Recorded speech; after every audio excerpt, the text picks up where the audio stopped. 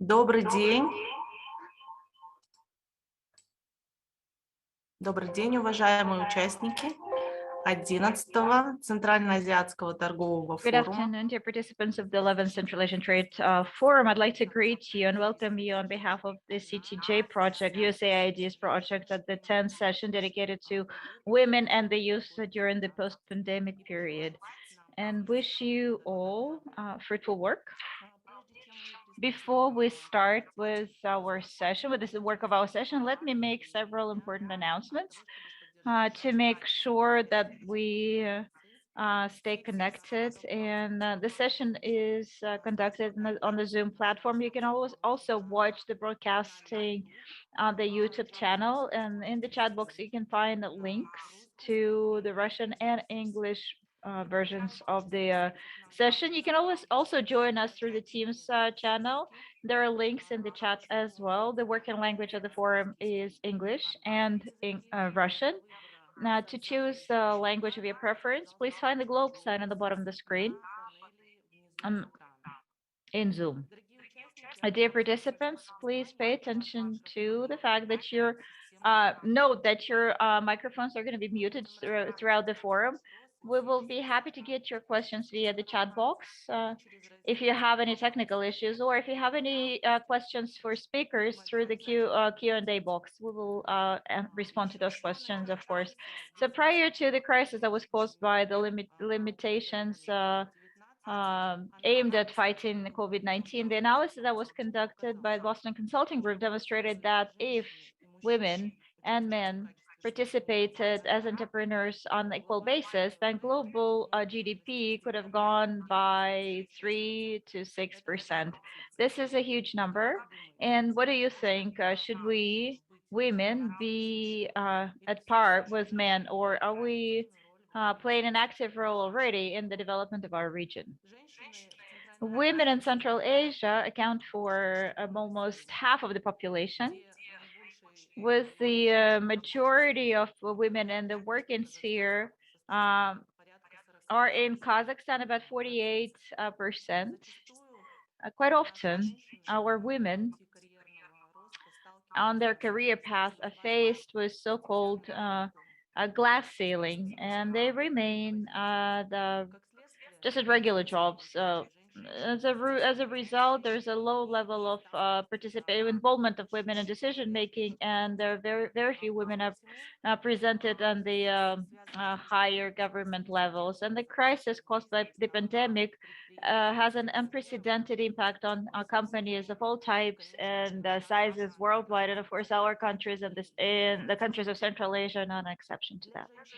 For women who manage this business, the situation gets even worse because of traditional burden of household and taking care of children and family members. And we all know that given the isolation measures and the when the schools were shut down and kindergartens were shut down, women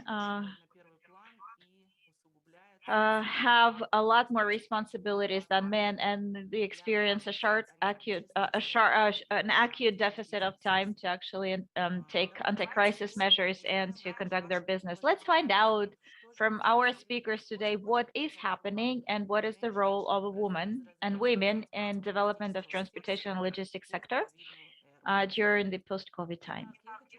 I'd like to turn the floor to my colleague and co-facilitator of today's session, Marina Kuznichevskaya. She is an expert on international logistics and supply chains, air transportation, and business development. She's also a member of the Royal Institute of Logistics and Transportation, CILT, and the acting chairwoman of the organizers Women in Logistics and Transport, WILAT Central Asia.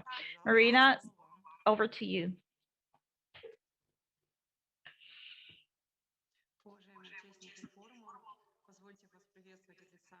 Dear participants of the forum, let me greet you on behalf of WILAT, the Next Generation, and thank you for your participation in the forum. And I think that, and I believe that the subject that we're going to be discussing today is going to be interesting to you, because development of the youth and women during the post-pandemic period is the most important approach, both on the personal level, individual level, and level of corporations and the private sector. Let me introduce the first Vicky Koo is a director of Visilog Central Asia Limited from Hong Kong. She is an adjunct professor at the Macau Science and Technology University and the chairperson of Women in Logistics and Transport of Hong Kong, CLT Hong Kong Council member. She's also a founding member of CLT Macau.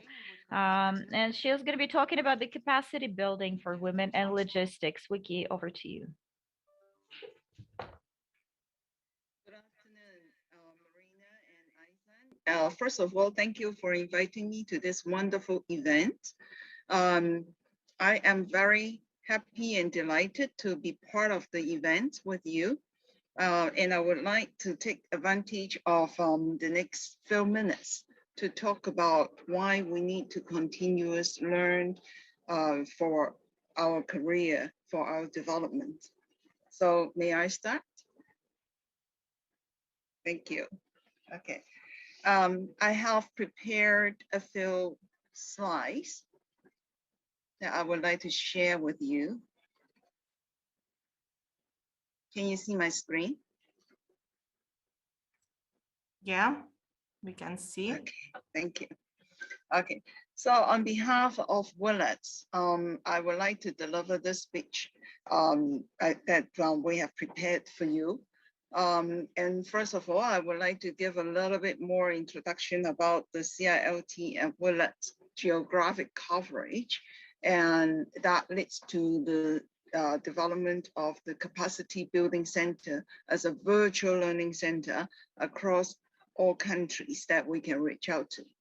CILT is already established in 34 countries with more than 34,000 members around the world. We have many experts in our disciplines.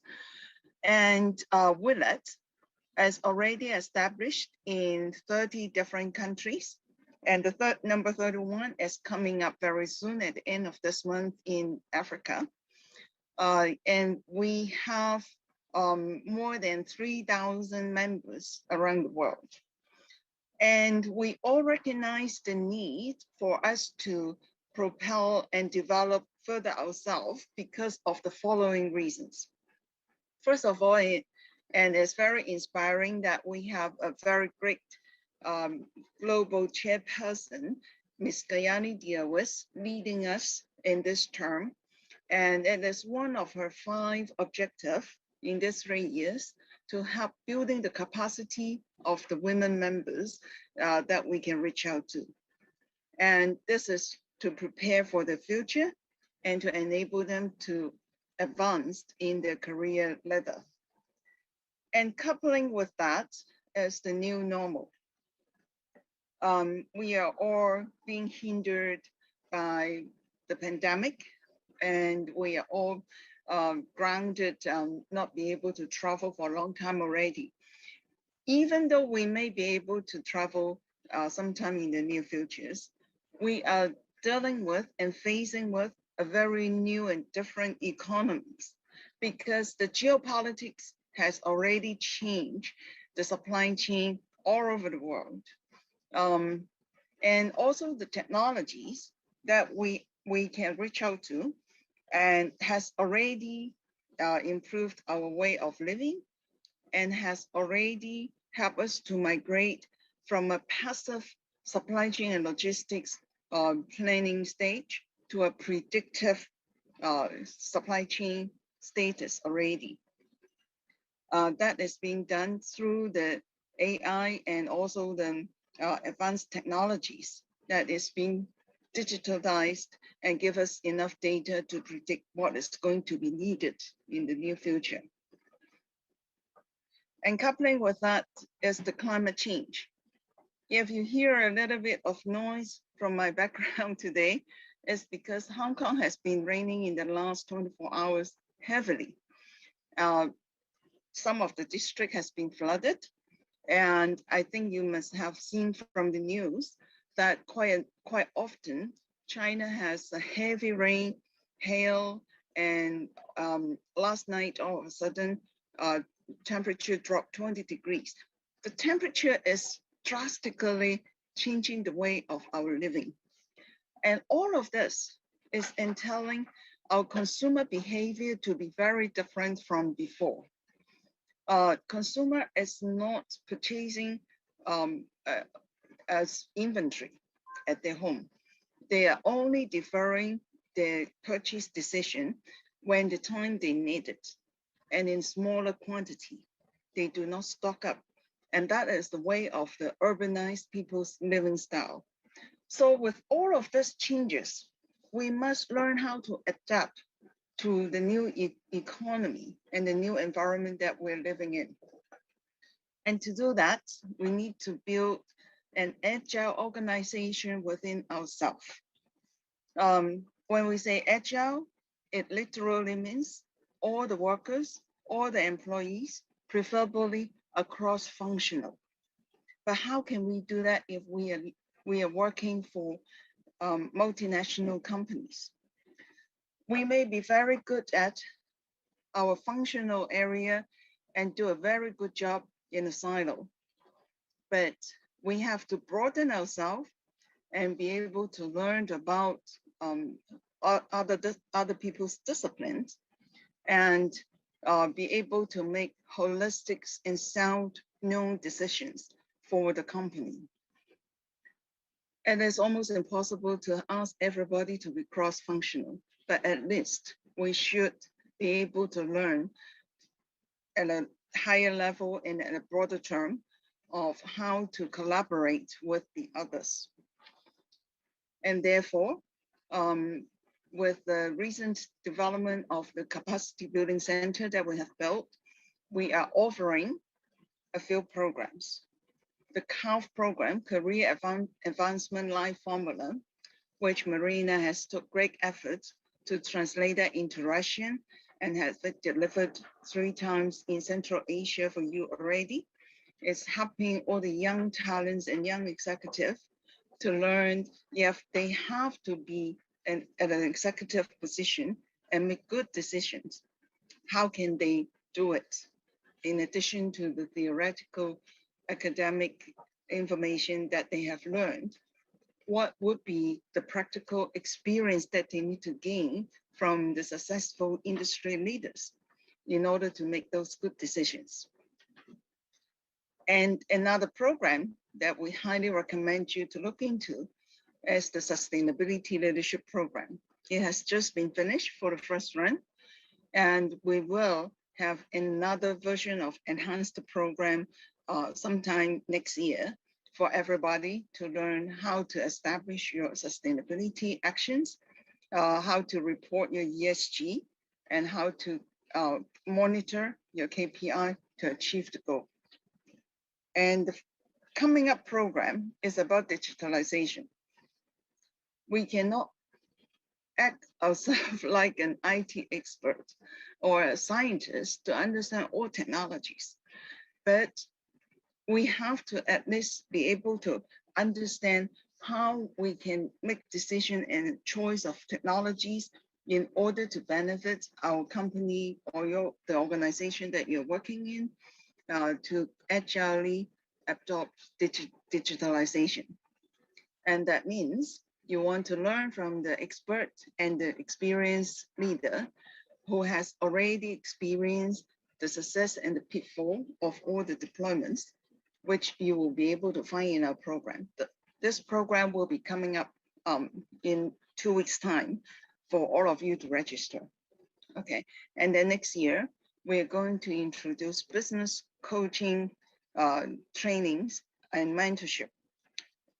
And this will benefit most of our women who are not willing or may not be able to work full-time for a job, and they can learn this kind of business coaching skills and work as a part-time consultants and make some little side money income for itself. Okay. And this is the upcoming program that I have talked about, Reality of Digitalization. The program is 5 weeks long.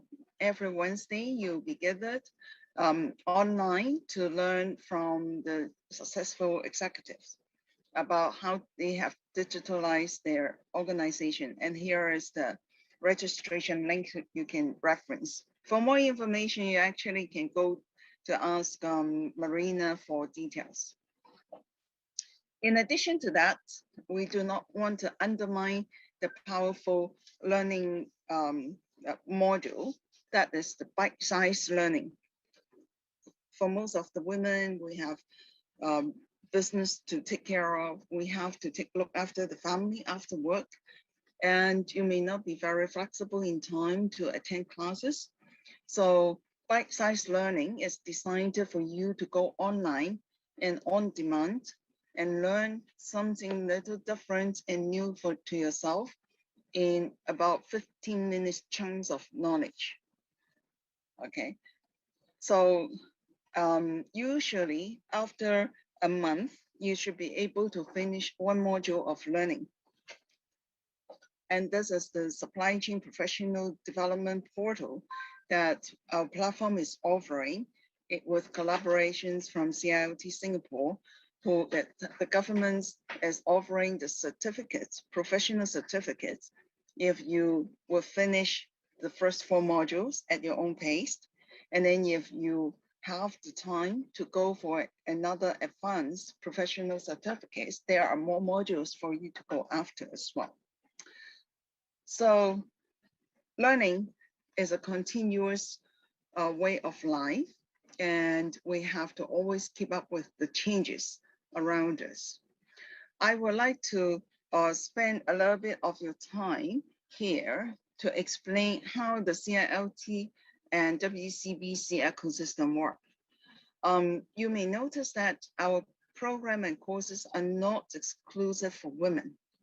And the reason for that is we believe learning from both gender would actually help to enhance your learning experience and be able to digest and internalize better with the knowledge that you will receive.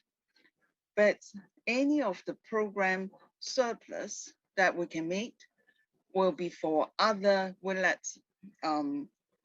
activities as well at the global level, and as well as the incentive that the local WILET chapters will be able to get for their other activities. We are also gathering the like-minded organizations, people to collaborate with us so that we can expand further. Okay, so this is how we have structured ourselves, and we hope our program offering will be able to help all the ladies in our industry. Thank you very much. Благодарю вас, Вики. Нам было очень интересно. Thank you so much, Vicky. It was really interesting. It was very interesting to learn from the CALF course. I myself attended and participated of a CALF training. I attended it from Central Asia. Actually, it was a good course about coping with some difficulties and changes under current situation, how the business management processes changed. And the participants, foreign participants, who did not have an opportunity to enroll in a CALF, I think they will find it very interesting to learn about this training course and potentially participate in it. We will get back to you during Q&A session, so please stay with us. See you later. And now I'd like to give the floor to our next speaker, that is Ms. Oksana Sorokina, who is the expert of logistics with 20-something years of experience. Oksana is the specialist in the field of container and multimodal transportation, freight forwarding. She is the well-recognized expert on China and Southeast Asia, on border crossing, pricing. She is also the management board of WILET, Central Asia. Oksana, please do tell us what is happening with the multimodal transportation from China and Southeast Asia. Good day, colleagues. Well, the situation starts approaching the peak of its crisis. At the moment, it's not only Kazakhstan, but Central Asia and Russia began suffering, actually disastrously and radically suffering from shortage of containers, shortage of platforms. They suffer from different bans imposed by China. At the same time, China keeps on introducing new restrictions on motorway transportation. If we talk about marine transportation, then there are serious problems as well. And actually, these all leads to serious costs for the freight forwarder. Actually, China has very interesting policy. If they have one person who got sick with COVID at the seaport, then they will close the seaport for 3 weeks, all of it. And of course, that is has a drastic effect for transporters or forwarders. They all have to shift the model of their transportation. They have to, shift from marine and go to this motor road or air and so on. So what is happening in Kazakhstan is that all the freight forwarders and cargo shippers have already begun writing to the addresses to the president, to the prime minister, to the minister of foreign affairs, requesting them or pushing them to solve this problem with China. Earlier, it was only Kazakhstan who actually who was complaining again about the lack of quarantine frames for crossing of motor roads through motor road control points and also through transshipment points. But now we do have lots of complaints about China, because China, when it forms the rolling stock, or when it forms the container shipment, it kind of prioritizes Europe, and the minimum is being allocated for Kazakhstan and Central Asia, and that is very difficult to regulate. Also, China keeps on changing the loading conditions.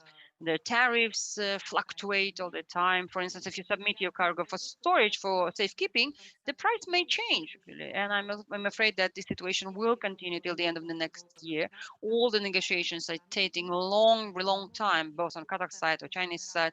If we put maybe quarantine frames at the border control points, maybe that will help us address some of the problems related to online transportation. Maybe the trade circulation, trade turnover will improve. Unfortunately, the Russian border crossing points are also in very poor shape. The Vladivostok is overbooked, and Zabaykalsk, while railway stations are also being overbooked, and there's lots of congestion piling up. And Russian importers now have to also go and use Kazakh borders, and that's another extra burden, another workload for Kazakh transporters, freight forwarders, and there is a demand to provide with fleet and rolling stock. So what can we do? Actually, we're trying to hold the fort. We're trying to be prepared, and we actually have to also warn our client the situation is not going to be easy, it's not going to resolve in the upcoming 6 months. And it is illogical that Chinese freight forwarders have taken advantage of the situation, and they will continue changing the tariff policy. So this is my conclusion. Thank you so much, Oksana. That was very interesting to hear about the situation at our market of container and railway transportation. We do know that you are an international expert. Thank you so much for your contribution. Now, let me introduce the next speaker. Dabni Shalholma, chairperson of Sea-Link Implementation Committee, Consortium Nigeria, VILAT, the global advisor of VILAT. She will speak about the eradication of gender gap by expanding and empowering women and girls, and granting benefits in the African Free Trade Zone.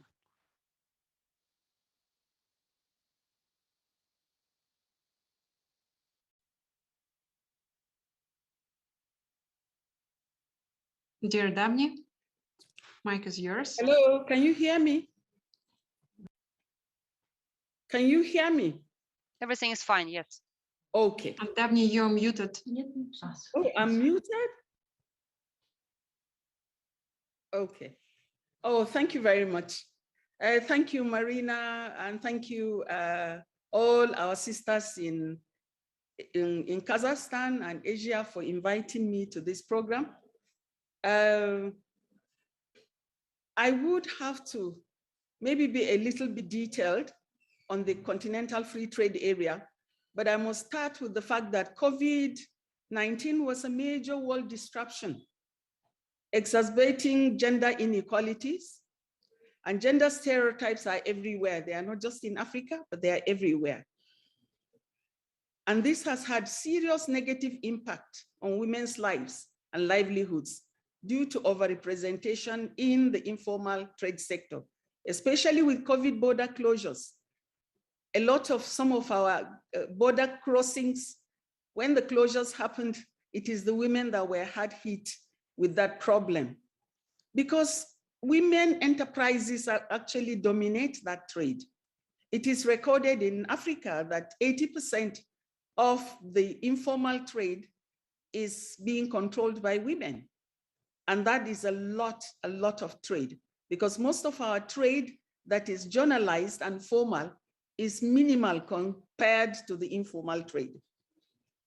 Now we are talking about Africa as a continent that has decided to go into renaissance. Africa as a continent that has decided to come up and set up a flagship to encourage women and to also facilitate the active participation of women in enterprises, in trade, in transport, in supply of services across borders. The Agenda 63 placed great import on the role that trade plays in developing economies in Africa. And it also recognizes that trade is a powerful engine for economic growth and development.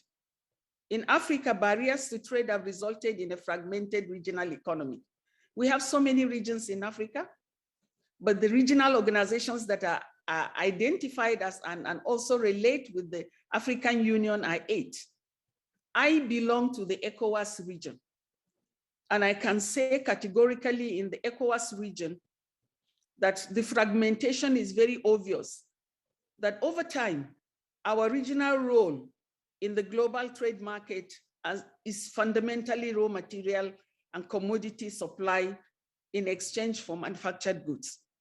And that has rendered the region and the region's share in global trade very insignificant. So all of us in Africa are glad that Africa has taken a position to sign an agreement that provides sufficient position for women and to also create inclusiveness and diversity in what Africa is doing. Within the framework of Agenda 2063, the AU developed a continental framework and flagship project.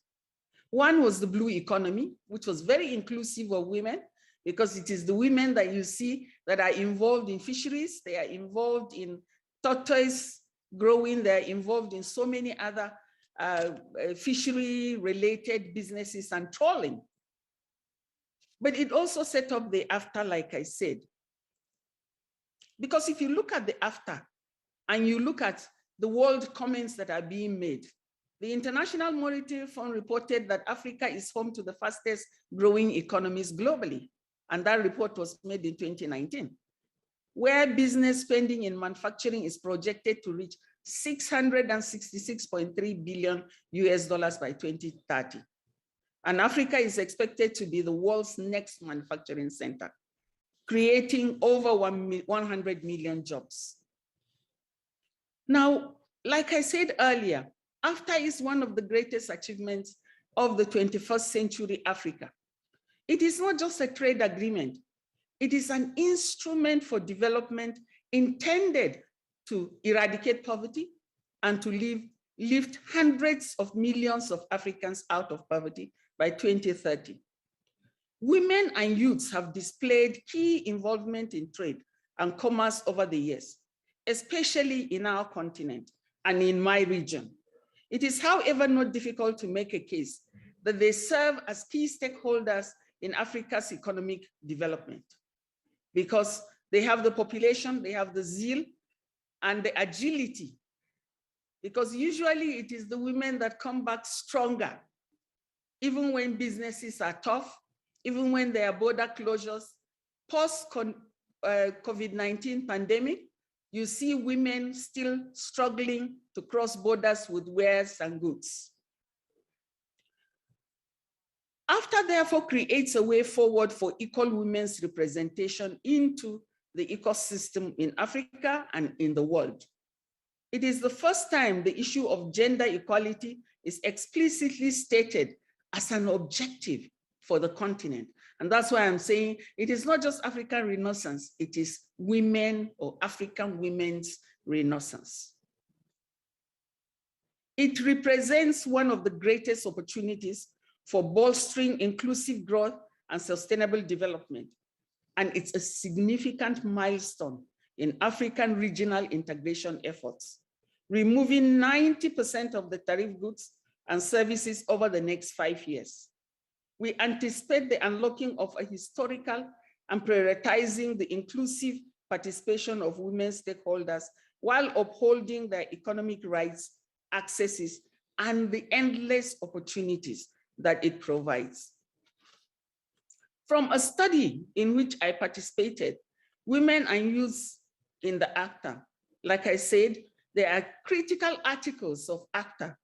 Article 3, subsection E, promotes and attains sustainable and inclusive socioeconomic development, gender equality, and structural transformation of the state parties.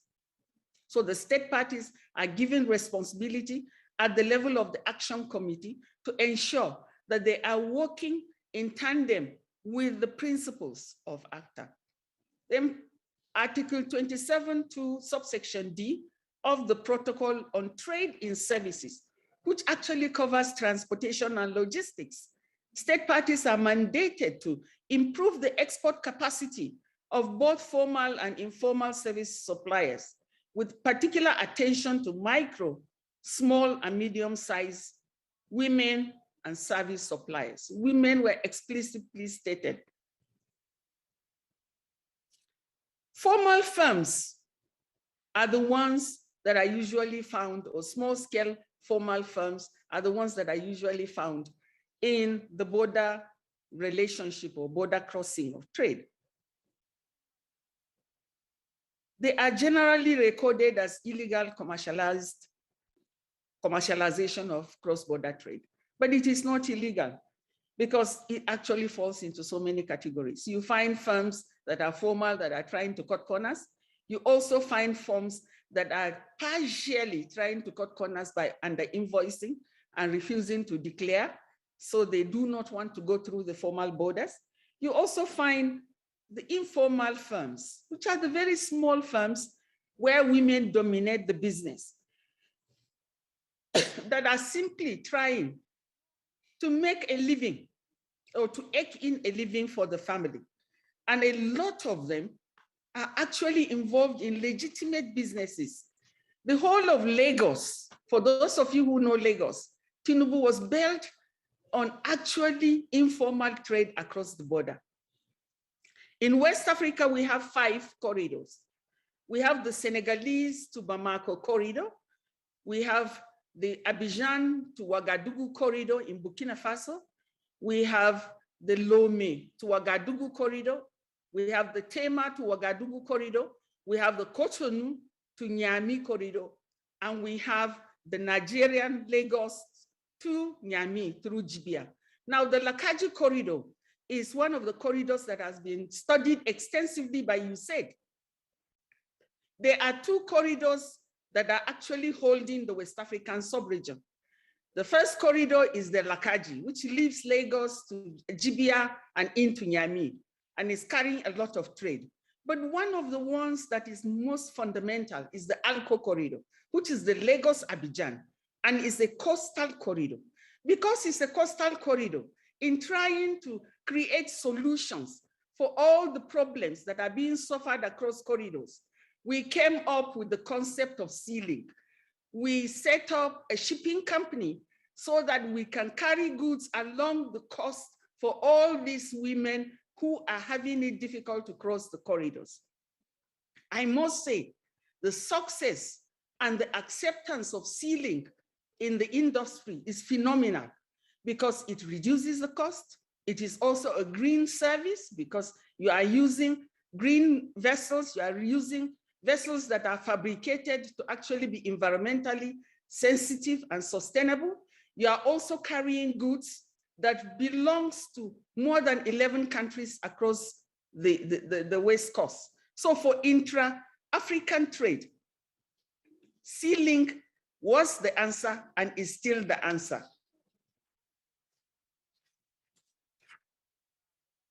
I must say at this point that whatever we are doing as informal traders between the neighboring countries, we have found that where we are properly supported, we can generate significant rural farm income trade, which means we are not just farming, but we are also trading and we are earning for the economy. And we become a catalyst for value chain creation and support for rural areas. Most of our borders are not serving those purposes now because we want the borders to be able to serve as security spot points. Because if there are security spot points, then you are creating a city by the Уважаемая border. Дабни, спасибо большое. Очень, очень Dear интересно. Dabni, thank you so much. But there will be questions to you. Unfortunately, we have to cut you short due to time constraints, and I would like to ask you to stop your presentation if you do not object. And thank you, Dabni, for your presentation. Yes, it's a great honor to be seeing you, and our platform of the 11th Central Asia Trade Forum is truly a bridge to connect women from all over the world, specifically through its 10th session. Yes, we find it very interesting to learn about the trends of transboundary trade in Western Africa, and also about the problem that women face in leading and handling the transboundary trade, how they solve this problem and how they address the problem. And I hope that there will be time to ask you questions later. Well, dear participants, you can use the chat to ask your questions to our speakers. Please don't be shy. Do submit your questions here. And also, Dabni, you, I think, impressed all of us with your beautiful dress. It is really pleasant and nice to see your national costume. Yes, we are all impressed here. Thank you very much for your presentation. Well, now I would like to introduce our next speaker. That will be Abdalat Abdumanapova, who is the consultant on ESG. She is the head of the IFC Group Kazakhstan, member of the World Bank Group. Adalat Abdumanapova is the expert on corporate governance, sustainable development. She has 20 years of professional experience as a consultant. Adalat, the floor is now yours. Thank you, Ayjan. Good day, dear participants of the forum. I would like to congratulate the organizers of the forum and all the participants with a successful trade forum. It is indeed a great honor for me to speak here and to speak, specifically to speak at a session where we will be speaking about women in a post-pandemic period. I was happy to listen to other speakers as well. This is a very important, very relevant topic. Well, as you can see, there are lots of studies, lots of research that revealed and that proved that the pandemic has specifically affected women. And that had to do with the fact that seeing the deterioration of gender inequality in the society, well, it may have had to do with the unemployment level rising among women, because more than a half of global job losses happened among women. We also see that unpaid work volumes have increased. More than 1 billion children found themselves to be unable to attend schools. And of course, there were women who had to take care of them and had to take care of the family while everyone was home. And meantime, during this period of time, we also saw and witnessed that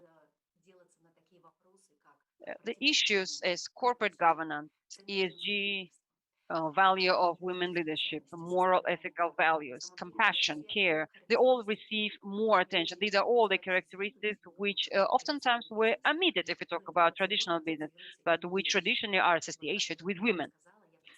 As Aishan correctly said, I'm representing IFC, the International Financial Corporation. I'm the head of the consulting program of the IFC on corporate governance and environmental and social risk system development in organizations and companies. And today, as part of my presentation, I hope I'm not going to exceed my time, the time that it's allotted. And Sean, please stop me if I do.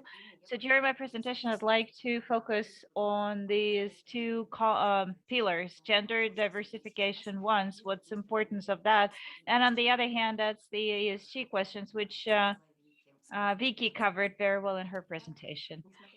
So despite the fact that, despite the numerous negative consequences for women, we still saw some positive aspects. And how can we explain those? I'd like to share my presentation with you. And I would like to present to you results of a very interesting study that was published by Harvard Business Review. Harvard published results of the analysis of analysis 360, which was conducted in pre-pandemic and during the pandemic. What's interesting is that in both cases, relative to the overall ratings of men and women, women were assessed as more effective by those who worked with women. So in essence, their colleagues or employees. So, and the gap between women and men during the pandemic or during the crisis was even more than expected. And that probably indicates to the fact that during crisis, women work better, which is nice to hear. And in addition to this, the study looked into specific competencies. And if you look at this table, women and business leaders were valued better on 3 out of 15 competencies related to anti-crisis governance and leadership. That's taking care of well-being of employees, a capability to inspire, flexibility, innovations, partnership, cooperation. And these are, this was a nice study that shows that women during crisis can cope not just with their own internal stress, but also help and inspire people around them, and successfully make business decisions and conduct anti-crisis management. If we go back to IEC, the gender diversity has long been one of the most priority areas in our activities, and we are investors ourselves, and we understand very well that our mission is in stimulating sustainable and inclusive investments into the private sector of developing countries. And when we talk about inclusivity,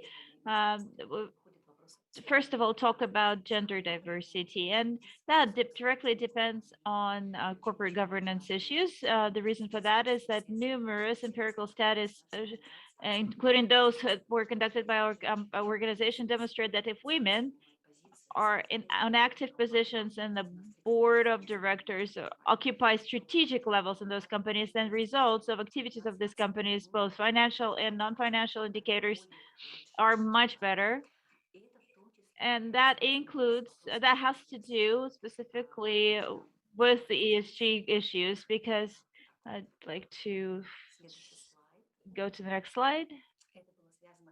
So that has to do with the fact that if you pay attention to this, that women on board of directors and higher leadership positions in these companies demonstrate better financial indicators, improvement of environmental and social and corporate governance practices, including better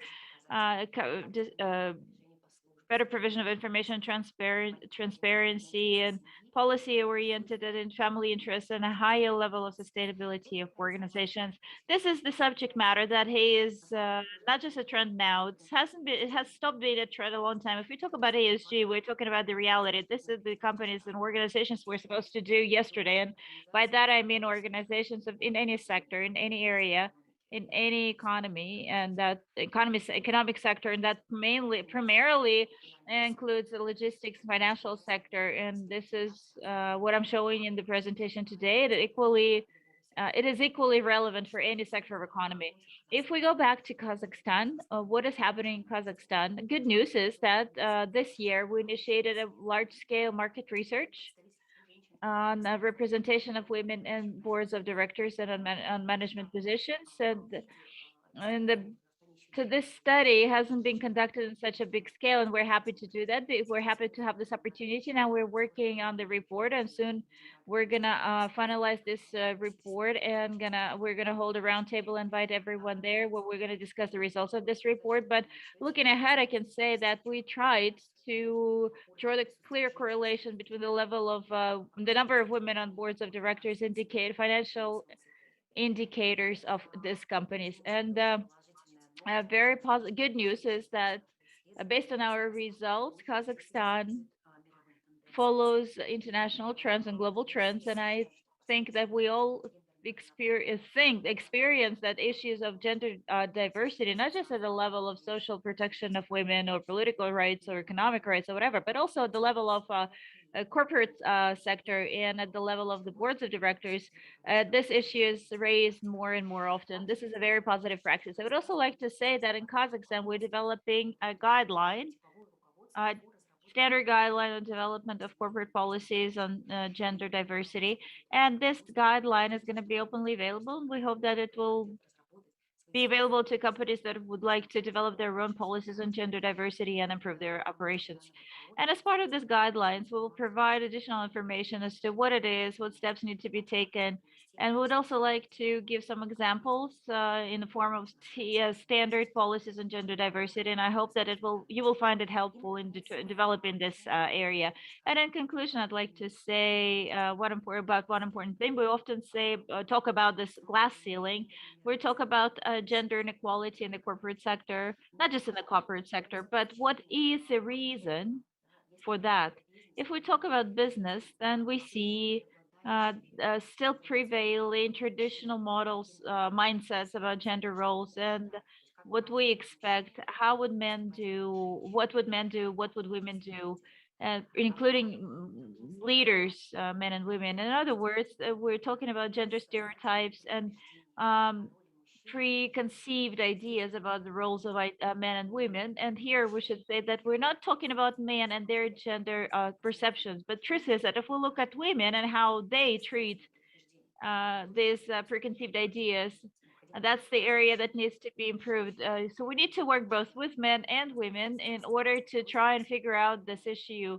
And a global team of IHC developed a workshop, a training program that's called Women in boards on boards of directors and on management positions in business. And we use the most recent the study statistics data on women in leadership, on leadership positions and social intellect in order to overcome these gender stereotypes and preferences. We're also going to be talking about the strategies that need to be undertaken to facilitate diversity and inclusivity in companies. For heads of companies, that would be very good and very useful information because it will contain specific tools and steps. And we're going to look into SGM as well, and we will look at the corporate management, the issues of corporate management, because corporate management is the area which requires ongoing development, constant development, both for women and men. And this guideline will actually contain the synergy. And I would like to thank once again the forum organizers, Aijan, Marina, for advancing and promoting and for giving us opportunities to discuss such important matters. And we hope that by joint effort, the position of women in leadership positions will improve and they will become more confident in what they can do. Thank you, and I'm ready to take any questions. Thank you, Milat. Thank you for raising this issue of importance of women in leadership and women on boards of directors. Knowing how much effort IFC is putting into development of leadership programs for Central Asia, and we hope that in the future, thanks to your programs in Central Asia, we will change the attitude towards women on the boards of directors and the attitude of boards of directors towards women. Now let's move on to the next section dedicated to the next generation. Thank you very much.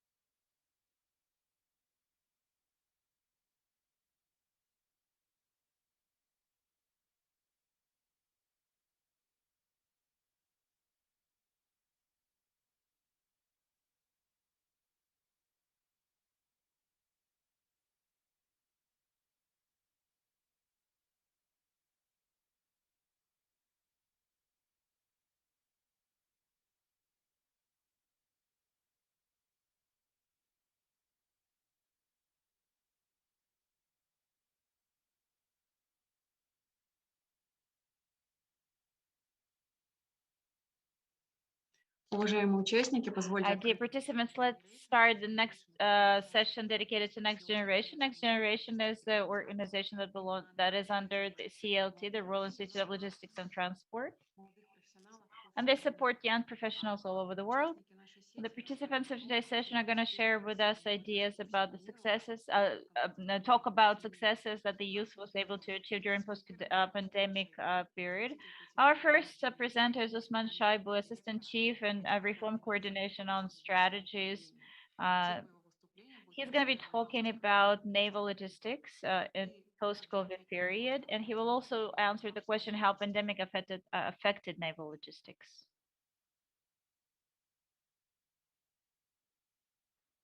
Пока мы ожидаем Усмана, хотела бы отметить то, что... While we're waiting for Usman to join us, I'd like to say that development of next generation in Central Asia has already demonstrated some positive results. And members of next generation, there are more than 100 members that become experts from Central Asia that become members of next generation. We're conducting different workshops and meetings with different experts, different programs, including mentorship program for experts who try to develop their career.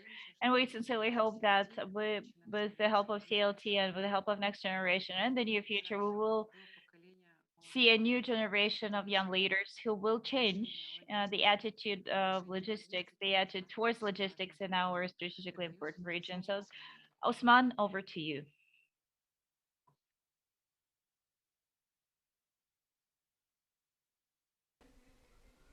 Thank you very much, Maria, and thank you, Arai, for organizing this important event.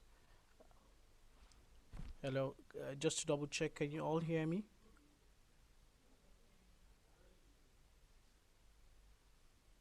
Hello? And dear Usman, I can hear you. Yes, Osman, we can hear you. All right, great. Thank you very much, and thank you for inviting us to share perspective on next generations and how the pandemic has affected the maritime supply chain. So if you permit me, can I just share my screen? Okay, there we go. Okay, can you all see my screen?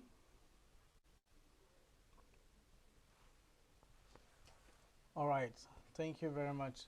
So just like the previous session of the WILATs, have already laid an introduction into the activities of the next generation. I just want to bring to our attention of the participants of the next generation, the importance of next generations, which is an inclusive and inspiring network of young professionals that are leading towards building critical mass in educating and supporting young minds of the transport and logistics, and we are virtually happily represented in almost all the region. So in 2020, we are helping our members to keep up with the COVID-related challenges. So there are a lot of activities that we have allotted for our members, and we will be communicating with our members regarding the Young Achiever Awards, which is an innovative project that we do to inspire young people to innovate and create a new pathways into COVID. We also have lineup project on digital ecosystems and a lot of knowledge sharing activities. Now I'd like to just put a pause for next generation just to give a perspective of what we see from the global maritime supply chain. Now the COVID-19 has big already alluded that it has been a very traumatic period for the global war. It was a health crisis, but it metamorphosed into a social economic crisis, which almost affected almost all the regions, and all sectors of the economies are affected, including shipping. So maritime being the backbone of the global trade,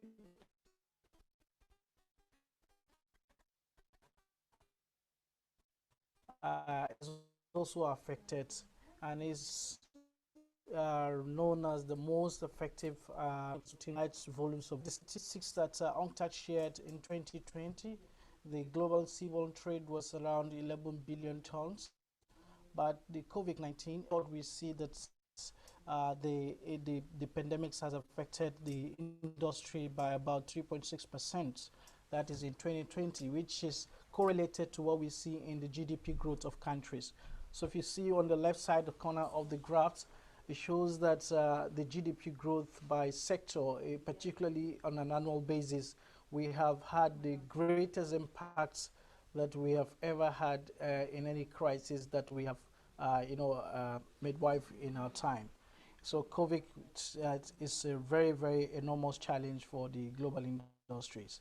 And we can also see that in the first quarter of 2020, as reported by Clarkson, we see that the contraction in the shipping value chain, we see about 10% reduction. This is related to the cancellations, idle shipments, closure of factories, and a lot of sanitary measures that governments around the world have, put in place just to control the spread of COVID-19.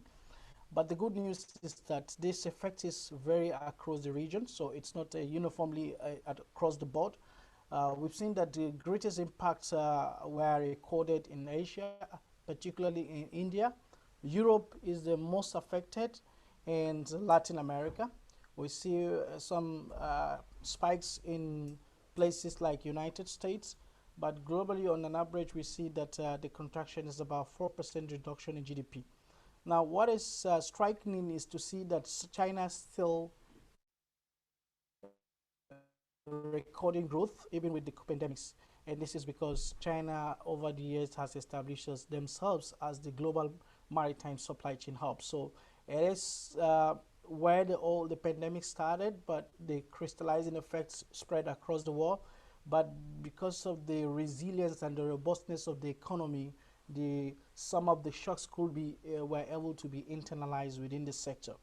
Now, if we look at the same analogy of what happens in China and what is the effects across countries, we see that in shipping, the dynamics in terms of the products are also affected, and it's also correlated to what we mentioned in the as far as the economic activities.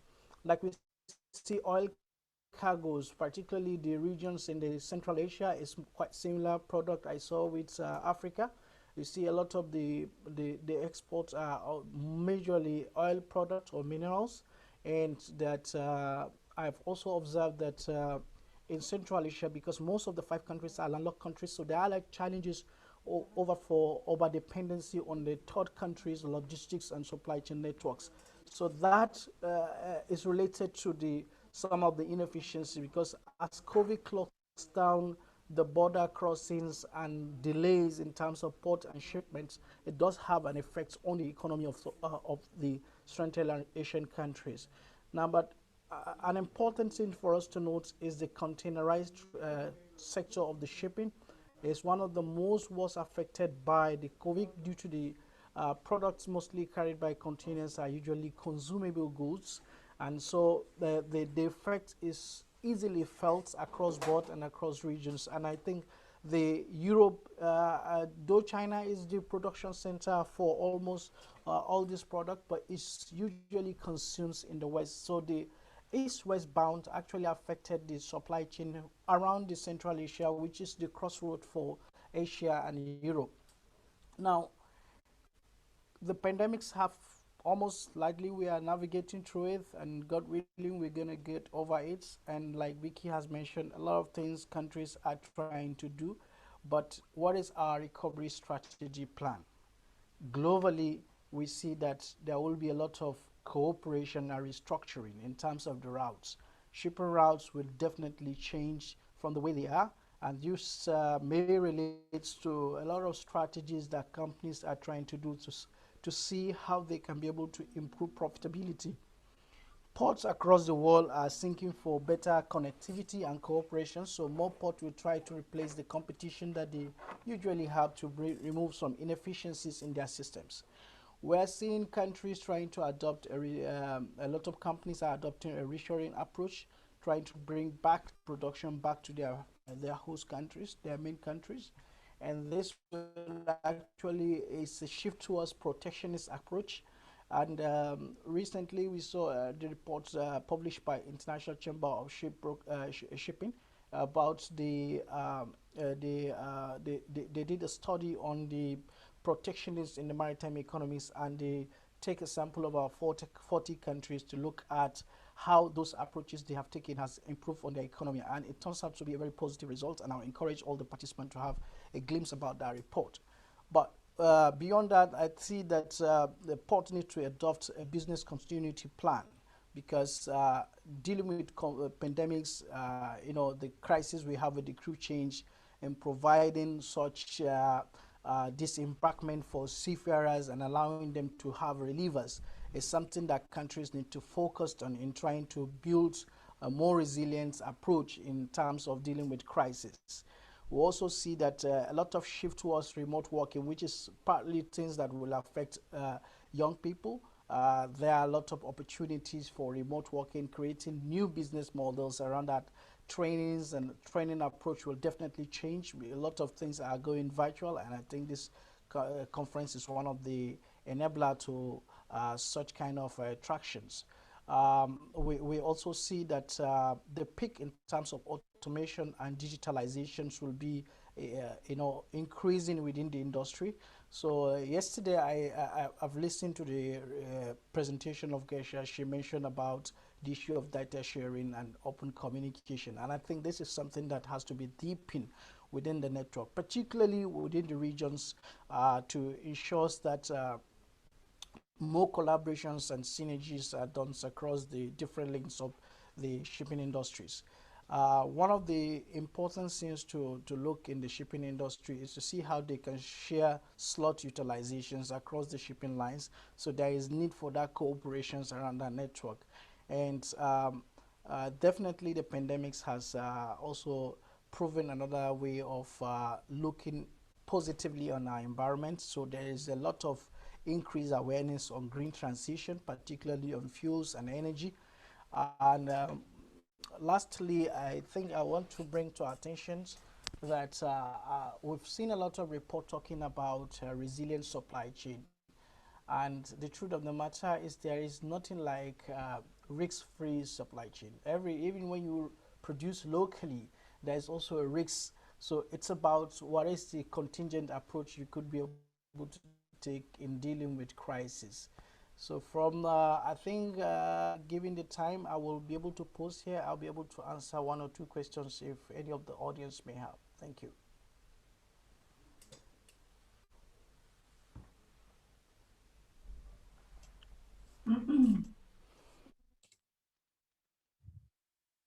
Спасибо большое. Thank you. Thank you very much, Usman, for your very interesting presentation. I think later on we will be coming back to you with questions. And now, without further ado, I would like to move to our next speaker, Mr. Sanjar Taijan. He is, yeah, that's me. Hello. Sanjar is the founder of Warwick, Hyperloop, and Boring. He's the founder and CEO of Taisan Motors. He is in the Forbes 30 under 30 list of Kazakhstan. And also he's advisor to the Minister of Industry and Infrastructural Development of the Republic of Kazakhstan. Sanjar, the floor is yours, and actually you can just to save time, I didn't list all of your achievements, but you can speak about those yourself. But we're really interested to know about your path, your career, and your achievement. And it's a great honor to see you as one of the speakers of the 11th Central Asia Trade Forum. Thank you so much for warm introduction. Nice to see everyone. Very interesting presentations before me. But anyway, I'm gonna speak in English just to make sure it's, so that everyone can understand. So if you don't mind, I'll share screen just a bit what I have done before, just a bit more interactive, I will say. I will try to make animation slideshow. Yeah, can you see my screen? I think so. So yeah. I'll just quickly explain what I've done before and maybe also about the supply chain and trade industry. So I finished the University of Warwick. It's in UK. I did automotive engineering. and which is related to transport directly. I did my LLs in Belarus College as well. You can see on the left-hand side. So I had some placement and experience in automotive industry as well. So first one was Jaguar Land Rover. I had a chance to work with battery team over there on developing some new electric vehicles. So one of them was Jaguar I-Pace. I was personally working on battery modeling and basically designing a new powertrain. So I had some good very achievements over there, as you can see.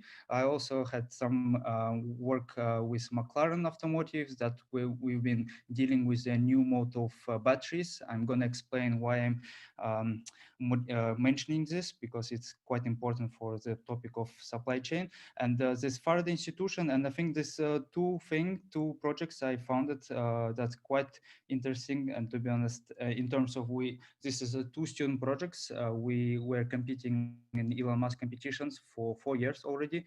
We have very nice achievements over there, which actually also tackles the supply chain in the future. First one is Warwick Hyperloop. We qualified into 35 teams, and we built these two Hyperloop capsules, as you can see. So it's a black one and a red one.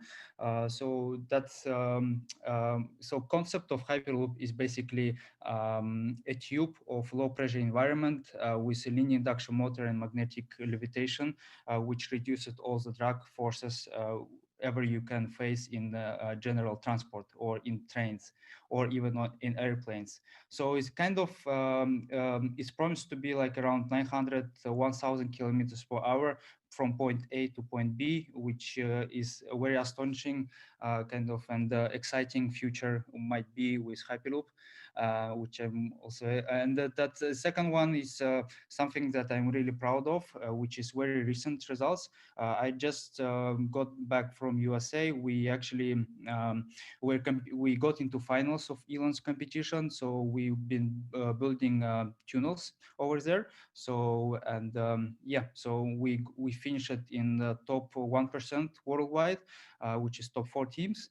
But yeah, so I'm gonna stop the share screen and I'll just straight go to this topic. So basically, supply chain in terms of transport as a whole is currently getting a big kind of transition from IC-based vehicles to electric ones. But there are several problems which we should solve. One of them is the batteries. Well, when we talk about batteries, there is a big question is about range, it's about efficiency and making sure that we have enough metals in the future to build batteries, because some metals will be a big scarce in actually even a few years. So that's a big thing with batteries. And in terms of flammability, so I mentioned in my introduction that I was working in solid state batteries. These solid state batteries can give opportunity to make sure that batteries are not flammable. So basically, when the big truck, let's imagine from point A to point B, there's a big truck going with lots of cargo, and it's electric, there is zero emission. But in case if one of the accidents might happen on the road, unfortunate accidents, batteries can like there might be like a big catch a fire of the vehicle. So new batteries are required to make sure this doesn't happen, because this is one of the most dangerous aspects in transition to electric vehicles. So that's the first challenge I believe that this industry needs to solve.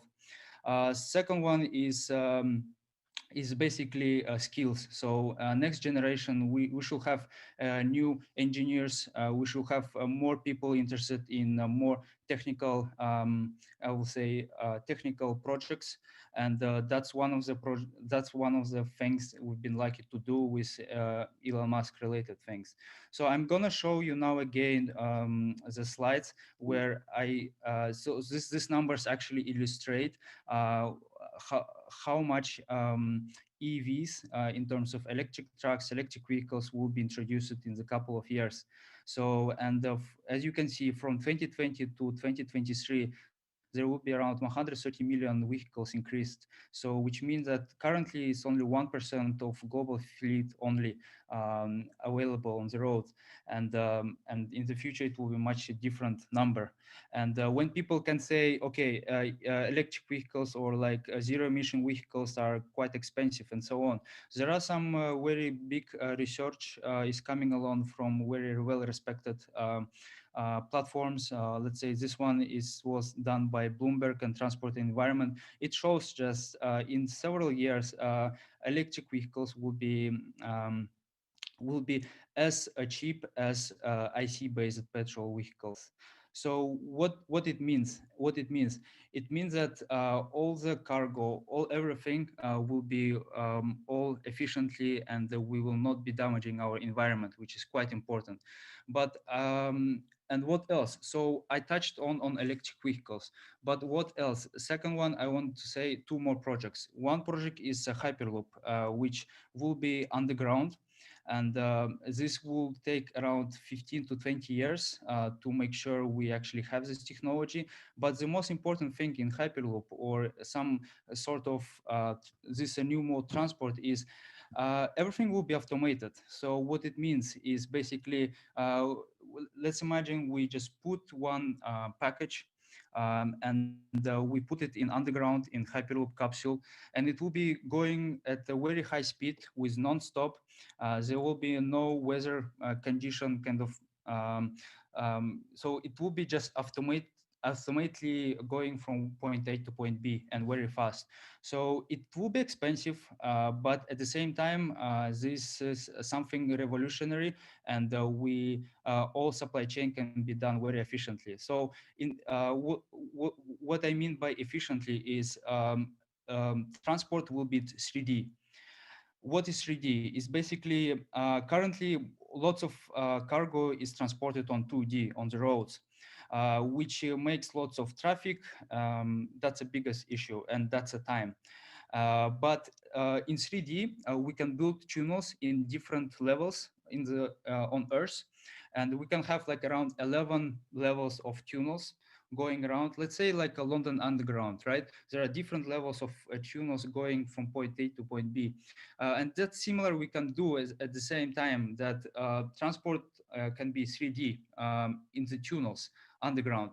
But how about overground? What about air? And that's also a big interesting topic right now, because there are some drones available, which might be actually, people may underestimate how exciting this industry can be in terms of drones.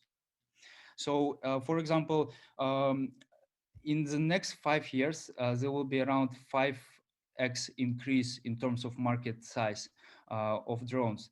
There are lots of startups are developing their technologies, and what I mean by drones is basically is transporting. Let's say first is mostly it's a last mile delivery. So, and this last mile delivery could be from one of the stations of Hyperloop. Once it arrives to, let's say, from port A to port B, we don't really need some petrol vehicles delivering to specific point as a last mile. There could be, again, using air.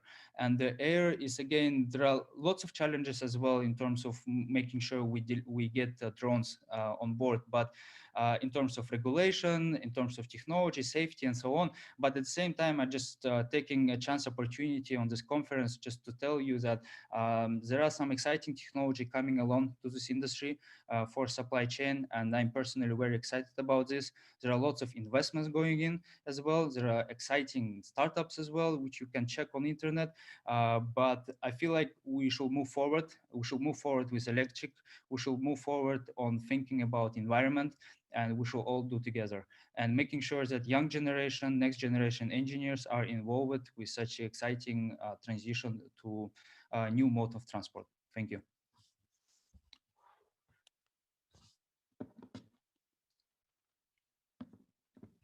Большое спасибо за интересное Thank you.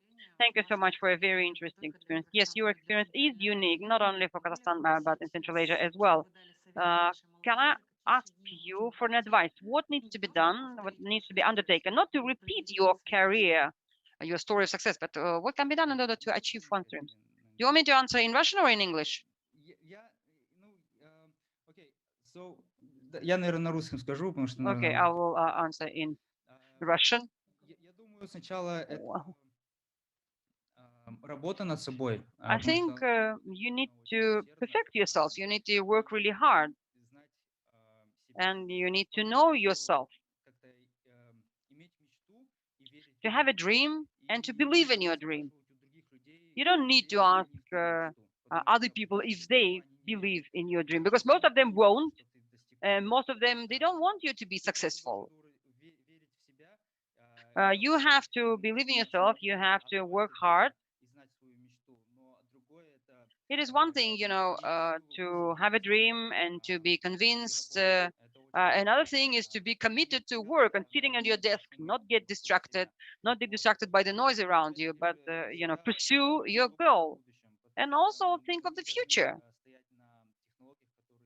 We shouldn't really be focused on the technology that we have now. We should advance and we should create technologies for the world of the future. And we need to create opportunities for our children to live in a good and safe world. And I believe that you need to work hard, you need to have a dream, and you need to believe in yourself. I think it all pretty plausible, and many, yeah, the dreams do come true. And I witnessed that. I want us all to dream and to work hard, and I hope that everyone will succeed. And should you need any information about some specialties or professions, maybe if you're selecting, if you're looking for an advice, then you can always find me in social media, and I'm very happy. And I wish you all a very fruitful work and dream big and be thankful to everything you have. Thank you very much, Sanjar. And I would like to add that next week, USAID, together with Cars Logistics, will have youth forum for students, future specialists. On behalf of the organizers, I would like to invite you as a guest of honor.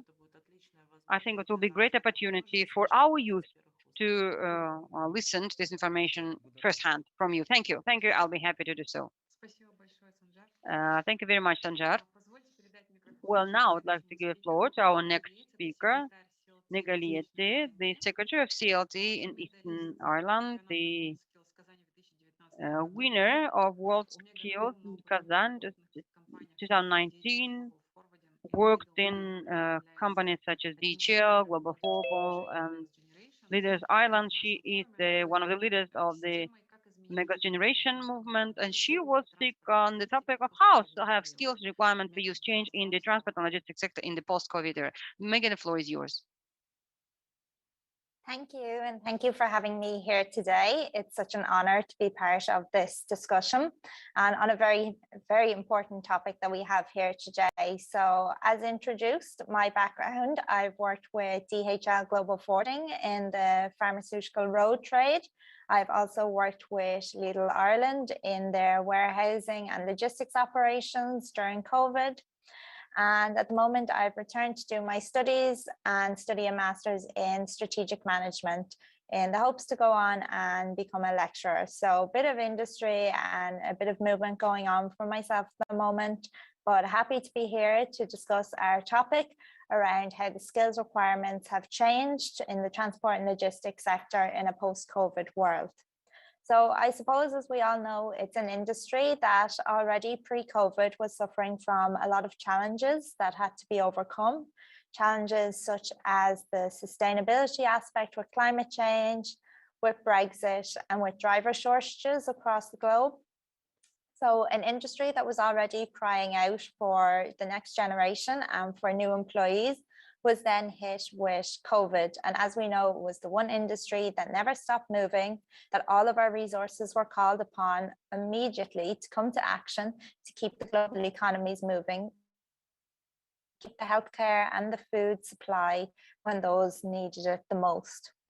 So in this new age, then we were then graced with new challenges and new difficulties to overcome, those being the adapting to the new work environment. So as many industries shut and all office employees moved to working from home, it created with it new challenges and new skill sets that would be required in order to carry out our duties in the same way as we did before. So some of the new skills that have been required have been quite a lot in the technical skills in terms of IT and technology, but also a lot of new soft skills that maybe many of us hadn't used before, or maybe hadn't used quite so much and had to call into play during these difficult times.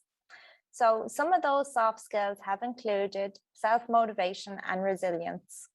In an office environment, obviously, it's quite easy for employees to stay motivated when they're under the supervision of their managers or their colleagues and know that they must get their work complete. When the industry moved to working from home for all office-based employees, this changed quite rapidly as employees were sent home with just their laptops and themselves to get the job done. Quite a number of people would not have been in this unique situation before, where they all of a sudden had to become responsible for their own workload and for delegating their time correctly to still achieve the same task, while also juggling the new technical aspects that they had to face, such as using new digital interfaces, having to communicate through Teams and Zoom meetings instead of face-to-face customer interactions. And then also the challenges such as just having to adapt to a new routine or a new style of working.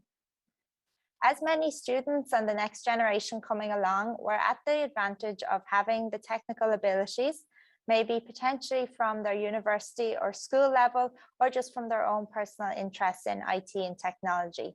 So the advantage stood with the younger generation who were already quite tech savvy.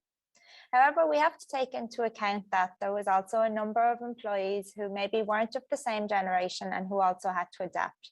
So this was a huge issue for companies to have to overcome, with some companies providing more training than others.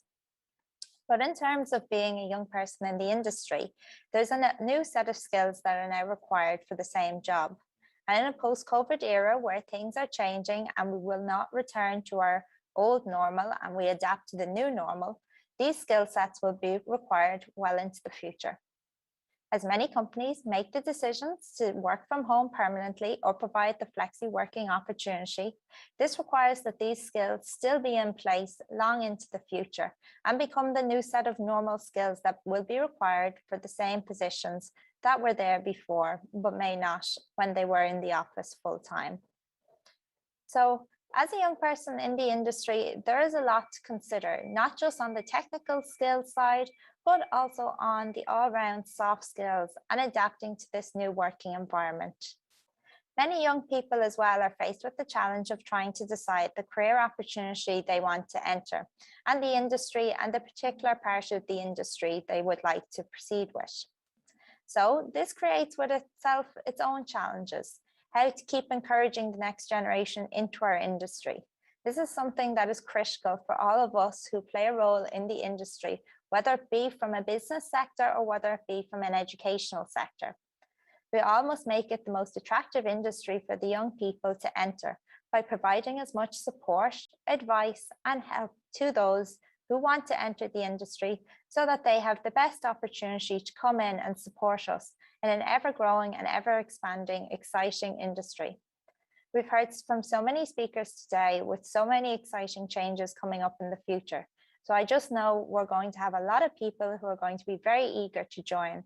And it's great to see organizations such as this promoting those opportunities to the younger people so that we can see the next generation come along and follow successfully in the footsteps of those knowledgeable experts who have gone before us.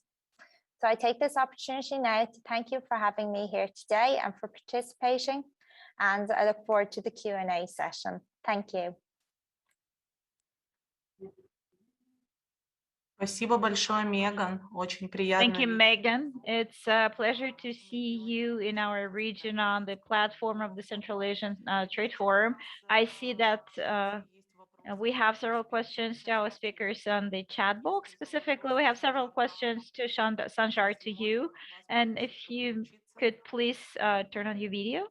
Да, я думаю, вы тоже их видите, может быть, вы- Yes, you can see those questions as well. Maybe you can comment on those, maybe consolidate them and answer those questions.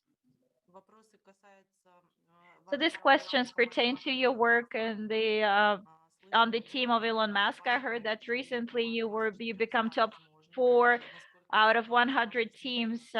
How is it possible to introduce a project that you work on in Central Asia? That's a question from Karina, and somebody else is asking you. Alfred is asking a question, and there is a question in the chat box as well. Да, в принципе, могу Да, вы ответить. видите их. Yes, в so you общем. see the questions, so you can answer them. Okay, please, if you may.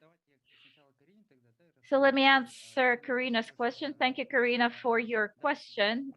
Yes, you're right that 4 out of 400, and the potential, the potential is high, but not for the near future. The truth is that this region is very interesting, both in the UK and in the US, when we show this technology of tunnels, because first of all, it's a strategic location, which is very interesting in terms of freight forwarding. And with that regards, we're developing new technologies in Europe and the United States, but all of this is going to be implemented overnight in Central Asia, one day in Central Asia. And I am 99.9% sure about that. So this is even in electric cars, it's the same. And we're going to have chargers, we're going to have a sustainable infrastructure. And frankly speaking, Kazakhstan already has a lot of charging stations, and there are plans. There's a roadmap that was created by the Ministry of Research and Development. So this project will be developing, and so there is a great potential. Thank you, Alfred. Thank you, Alfred, for your question. So yeah, so there are different companies in Kazakhstan that are developing electric vehicle related technologies, let's say charging stations. So there is a few are Kazakh based companies. There are some enthusiasts who are building electric vehicles as well already. And we have a big manufacturing at the moment, production in Kazakhstan, which they produce Chinese vehicles, JAC and NIO in Kazakhstan. So the market is growing. To be honest, there are lots of people are getting introduced to this industry. And personally, my next project will be on electric vehicles, and this will be potentially be adopted in Central Asia in fingers crossed couple of years. So we're getting there. You can check also some national universities. Let's say Nazarbayev University has a very wonderful technologies with batteries as well. They do solid state. They work on motors. So and also in Almaty there is a Kazgu University. They have a wonderful some innovative ideas about also batteries and this powertrain related sections. So you can reach out to me and I can introduce you a bit more national projects over there. Thank you.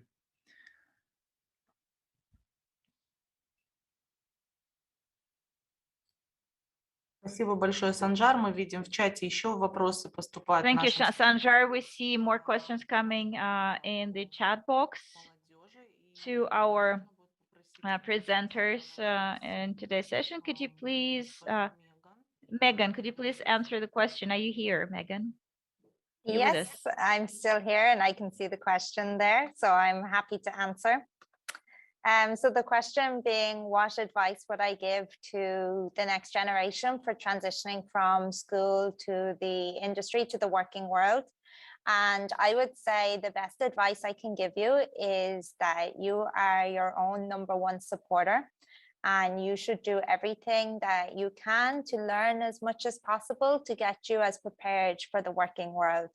There's quite a big difference between the theory that you learn in university and school level versus what actually happens in the industry and in the real world. It's an ever-changing environment that we can never be fully prepared for.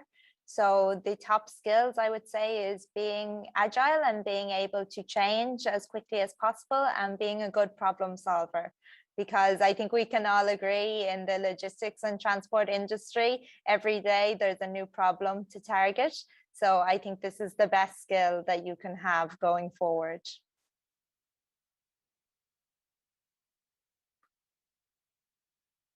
Спасибо большое, Меган. У нас Thank you, Megan. We have another question to Usman. Usman, how are you with us, Usman? как вы видите перспективу? What do you think about the development perspectives of the naval logistics in the next 5 years? Осман, Usman, вопрос, конечно, сложный. Sorry. it's a Yes, I'm complex with you. question. Думаю, что у вас Yeah. But Can you I take think the you have question your own again? vision. Да, пожалуйста.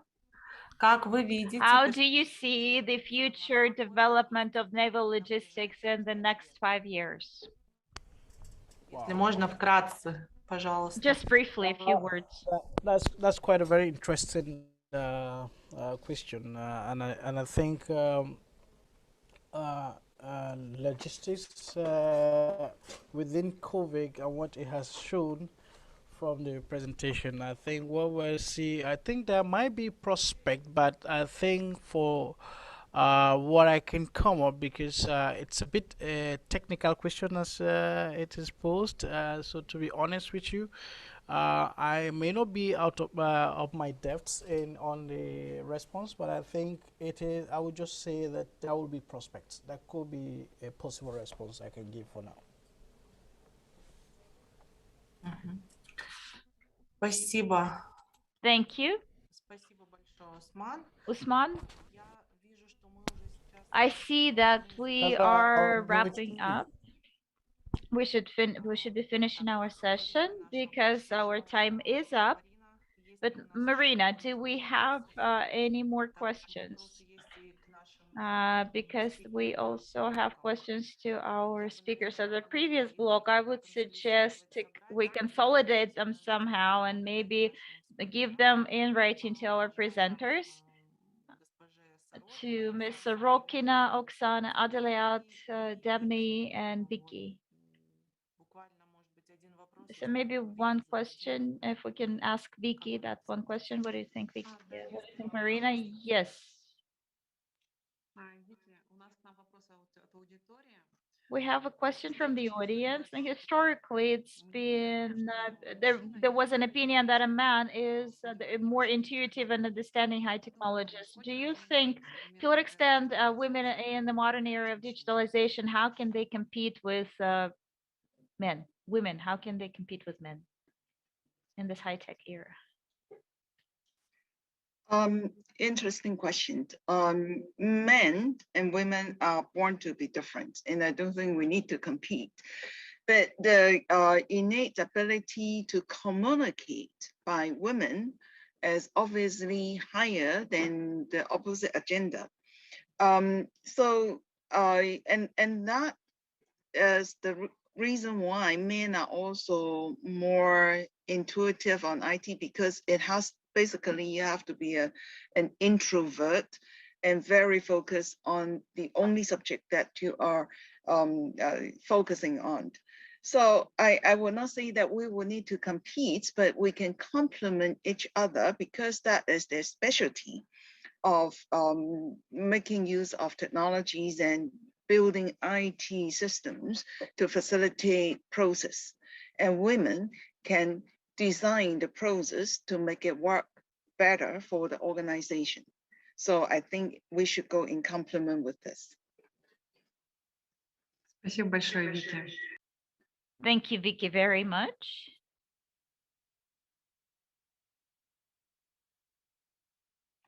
У нас еще один вопрос. We have one more question. I am gonna take use my right as a moderator and ask the question to Adeliat. Adeliat, are you with us? Yes, I am here. I am here. So I have to ask all our women at least one question. Adeliat, could you please tell us this IFC program of women on boards of directors? Is there some additional program? Are there any additional programs that you run at IFC where you support women to promote their position in business. And if you can you say something about Central Asian countries as well, where your colleagues work, because it's also an interest for us, and we have very many representatives from Central Asia among the participants. Thank you. Thank you, Aijan, for the question. The truth is, Dalat, your microphone's not working. Can you hear me? Can you hear me now? Marina, can you hear me? We cannot hear you. There's something wrong with your microphone. Okay, just a second. I'm gonna try. Everything is fine. So thank you for your question, Aijan. I would like to say that, yes, this subject that we are working on, which is promoting women, is a little bit different from what other development institutes or organizations do, because our niche and our area and focus is on supporting women on the boards of directors, women occupying leadership and governing positions in the strategic managing boards. And you see a lot of programs on coaching and mentorship programs for women entrepreneurs, women of small and medium businesses, etc. But so this is a new area that is just gaining its development, both in Kazakhstan and Central Asian countries. And Central Asian countries, there are a lot of there's a request, there's a demand for training programs on corporate management, corporate governance, because it has to do with how boards of directors should operate, what independent directors should be dealing with and doing. And when we work with women on those boards of directors, we see that they have to overcome a lot of challenges due to the fact that, yes, there is a certain gender stereotype, and there is a need to increase qualification and knowledge by means of understanding how I should behave myself as a member of the board of directors. How do I make decisions? Because being a CEO and being a member of the board, these are two different things. So what we do is we plan to launch a program soon, and this is the training that I mentioned here in Kazakhstan, and then we would like to roll it out to other Central Asian countries. And on top of that, the study that we're analyzing right now, we hope that since the mentality in the countries of Central Asian countries is more or less similar, we understand that the drawbacks or the conclusions that we're going to draw are going to be, we will be able to apply them to other Central Asian countries. And we have to develop the skills, and we have to create the infrastructure to make sure that the Central Asian countries have more and more institutes and national institutes that would be supporting this subject matter. And we will be happy to share our information, materials, and our expert knowledge in the workshops. Thank you, Dalat. I do see a direct correlation with the WILAD Central Asia, with the IFC program, between IFC program and WILAD Central Asia, because WILAD members are women who are on boards of directors or top managers of companies. So here I think that we will be working with you on in this area by holding different activities for Central Asian countries as well. Thank you, Marina. The floor is yours. And with that, I think we're gonna finish and start wrapping up. Dear participants, dear speakers, thank you for finding time to participate in our session. Our session is one of the most important sessions and necessary sessions for the post-pandemic period and post-COVID period, because women and the youth are one of the drivers of the development of our economy, particularly in Central Asia, where women have a new role that is supported by the government. That's women in leadership, women in governance systems, and the youth. This is our new generation. This is the generation that will be forming the future of our region, our future logistics experts that will connect Central Asia and Kazakhstan with other regions of the world. And I would like to turn the floor to Mr. Lawrence Hardy, the new regional head of mission of USAID in Central Asia. Thank you very much for your participation. Good day, everyone. My name is Lawrence Hardy, and I am USAID's new Regional Mission Director for Central Asia. I'm honored to bring the 11th Central Asia Trade Forum to official close. Let me begin by sharing how proud we are to see the forum continue to grow and evolve as a platform to discuss trade and other issues of regional economic importance. When USAID helped organize the very first Central Asia Trade Forum, that was back in Bishkek in 2011, it attracted over 300 participants from 230 companies. Over the past decade, the Central Asia Trade Forum has brought together more than 10,000 business executives, public officials, and thought leaders from over 30 countries to exchange ideas, build relationships, and conduct business in Central Asia. Developing these timely topics and bringing everyone together, be it in person or online, is no small endeavor, and I'd like to thank everyone who organized and attended and participated in this year's forum. I'd also like to thank the governments of Kazakhstan, the Kyrgyz Republic, Tajikistan, Turkmenistan, and Uzbekistan. Without your participation and cooperation, this forum would not have been possible. We share the success of this year's forum with our key partners at the International Trade Center, the German Corporation for International Cooperation, the World Bank, and the International Finance Corporation. So to support these organizations reflects our shared belief that mutual respect and cooperation, not isolation or protectionism, is a more productive path to economic recovery and prosperity.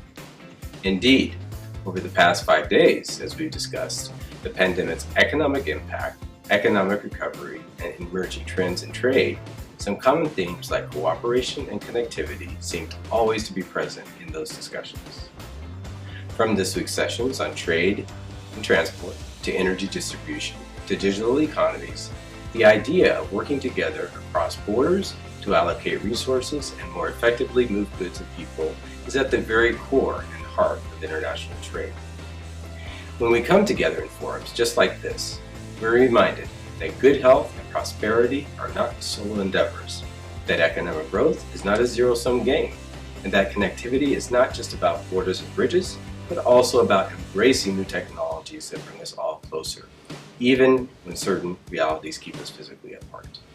So, as the 11th Annual Central Asia Trade Forum is officially brought to a close, please remember this: we are stronger, safer, healthier, and yes, wealthier when we come together to solve the problems, share ideas, and exchange goods.